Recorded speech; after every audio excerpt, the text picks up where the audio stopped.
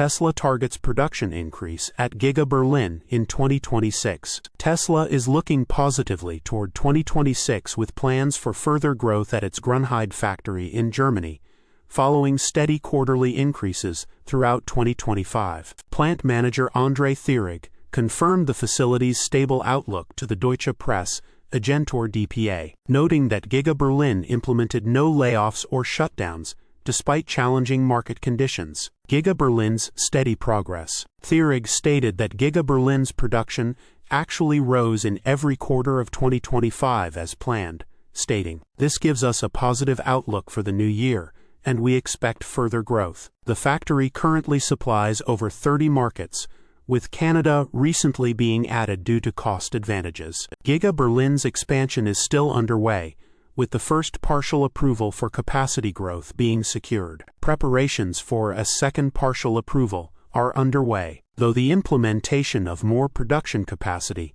would still depend on decisions from Tesla's USA leadership. Over the year, updates to Giga Berlin's infrastructure were also initiated. These include the relocation of the Fangschluss train station and the construction of a new road. Tesla is also planning to start battery cell production in Germany starting 2027, targeting up to 8 gigawatt-hours annually. Resilience amid market challenges. Despite a 48% drop in German registrations, Tesla maintained Giga Berlin's stability. Thierig highlighted this, stating that we were able to secure jobs here and were never affected by production shutdowns or job cuts like other industrial sites in Germany. Thierig also spoke positively towards the German government's plans to support households, especially those with low and middle incomes, in the purchase and leasing of electric vehicles this 2026. In our opinion, it is important that the announcement is implemented very quickly,